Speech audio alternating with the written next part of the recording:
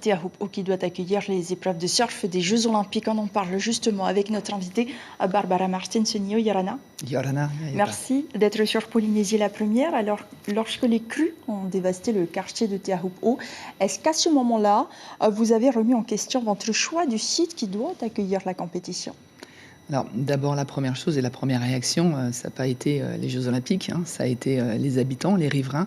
Je rappelle qu'on est au contact régulièrement avec l'ensemble des riverains de Teahup'o, puisqu'on fait du porte-à-porte pour continuer à signer les hébergements, parce qu'on loue des bateaux, des jet-skis, donc on est présent sur le terrain. Donc la première réaction au réveil, quand on a appris les événements, ça a été de prendre la voiture et d'aller là-bas directement sur place avec des vivres, avec de l'eau, avec tout ce que nous avait évoqué la mairie, pour pouvoir aider à notre petite échelle sur le terrain.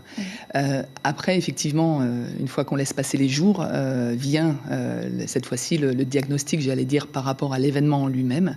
Et le diagnostic par rapport à l'événement, on n'a pas eu de grosses surprises, au sens où aujourd'hui, on est sur un site naturel, donc on sait qu'il y a des risques de crue, on sait qu'il y avait des risques de débordement de la rivière, pas évidemment dans cette mesure, ça a été une surprise pour tout le monde, et je crois que le dernier épisode de la sorte remontait à 1987, donc effectivement ça a été la grande surprise, mais j'allais dire, on avait déjà pris les précautions nécessaires en installant, par exemple, ce qu'on appelle, nous, notre back-of-house, c'est-à-dire notre base arrière au niveau du domaine rose, donc à l'abri d'une potentielle houle ou à l'abri d'une potentielle crue de la rivière.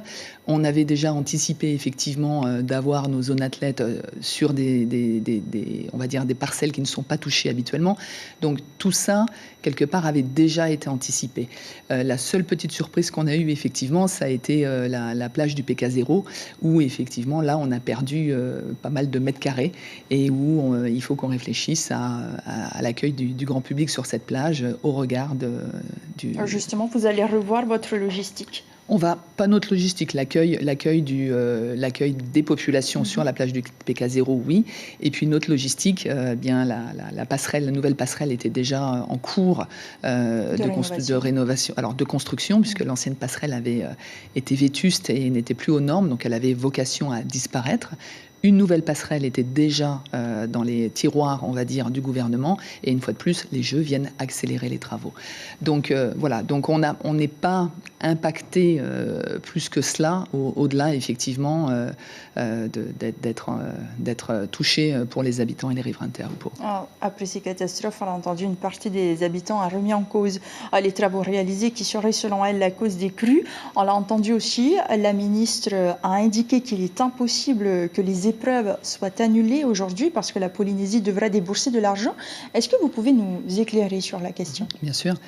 Alors déjà, première chose, la crue n'est pas le phénomène des travaux du pont, de la passerelle entre guillemets de Teahup'o.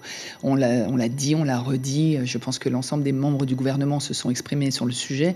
Il y a eu un phénomène multifactoriel. D'une part, effectivement, une pluie très intense qui a ouvert sur une crue, et d'autre part, effectivement, une houle en code orange qui a empêché le phénomène d'évacuation.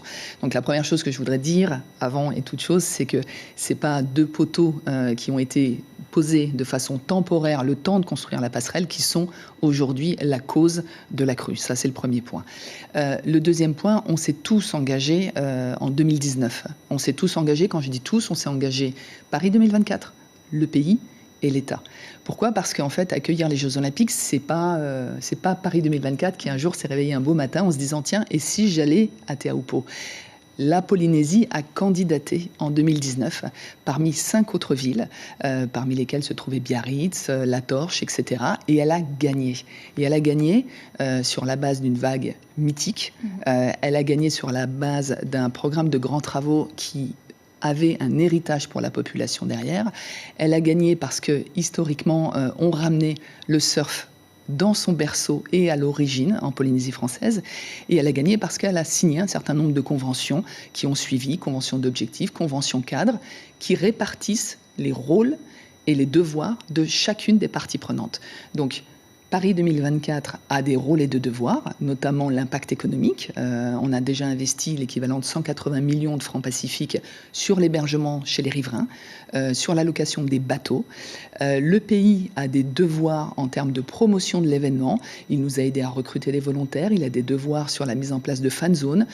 Donc il a une action et des devoirs associés. Et l'État a des devoirs en termes de sécurité de la manifestation.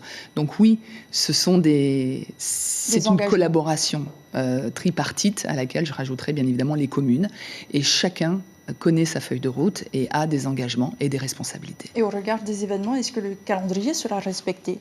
Le calendrier sera respecté parce qu'une fois de plus, les jeux en eux-mêmes, notre implantation n'a pas été perturbée par cette crue et par cette houle, parce qu'on est en site naturel et que du coup notre métier c'est aussi la gestion du risque. Et on savait, en tout cas au niveau de la houle, que ce type de dégâts pouvait arriver. Et on l'avait vécu en juillet 2022, avant la Tahiti Pro 2022, avec une houle en code rouge. Donc on avait déjà tiré les enseignements de ce point de vue-là. Et aujourd'hui, à 14 mois de l'événement, vous êtes dans quelle phase de la préparation ? On est encore sur une phase de planification pour certains aspects et puis d'opération pour d'autres. On a énormément progressé, on a aussi appris. On a appris de la Polynésie, on a appris des Polynésiens, on a dans nos équipes des gens qui viennent de Polynésie, qui sont locaux et qui nous ont dit qu'effectivement les choses ne se dérouleraient pas comme on pensait qu'elles se dérouleraient, c'est-à-dire qu'il faudrait plus de temps et il faudrait du terrain, convaincre et répéter, rassurer et passer du temps. Donc on l'a vu, les hébergements, aujourd'hui on est parti, je vous avais sollicité à l'époque, on n'avait pas d'hébergement. Aujourd'hui on atteint nos objectifs et on va les dépasser. Les volontaires, on craignait que les volontaires ne s'engagent pas. Aujourd'hui on a atteint nos objectifs et on les a dépassés. Donc en fait on sait que ça prend du temps, on sait qu'il y a besoin de pédagogie et honnêtement on a toute la passion aujourd'hui pour être pédagogue et pour répondre aux sollicitations des riverains, des communes, du mouvement sportif. Et c'est ce qu'on fait au quotidien. Et je pense aujourd'hui qu'on a besoin, toutes les parties prenantes, de travailler ensemble et pas les uns contre les autres. Alors, très rapidement, pour terminer, sur le recrutement de volontaires, d'ailleurs, ça y est, il est fait. Il n'avait pas vraiment eu de succès auprès des Polynésiens, mais finalement, beaucoup ont décidé de se lancer dans l'aventure. Oui, il a pas eu de succès forcément auprès de tout le monde. Et il a eu un succès certain auprès de la jeunesse. Pourquoi ? Parce qu'aujourd'hui, une expérience sur les Jeux Olympiques en tant que volontaire, c'est une expérience de plus à mettre sur son CV. Être volontaire, c'est pas simplement donner 10 jours de son temps, c'est aussi faire l'objet d'une formation, d'un accompagnement. Et comme l'a très bien rappelé une membre de mon équipe, qui elle-même a été recrutée en salarié parce qu'elle avait été volontaire sur la Tahiti Pro il y a plusieurs années, et elle a argumenté effectivement que cette prise de connaissance de l'écosystème du surf, que de se faire connaître auprès des acteurs clés, lui ont permis aujourd'hui de trouver un travail. Et je pense que ce discours a résonné en tout cas chez les jeunes, et on se retrouve aujourd'hui avec plus de 700 candidats polynésiens qui ont été présents et qui seront présents au rendez-vous. Donc c'est super. Merci beaucoup Barbara Martins-Signo d'avoir répondu à nos questions ce soir. L'information en continu sur Polynésie la première, Internet et réseaux sociaux.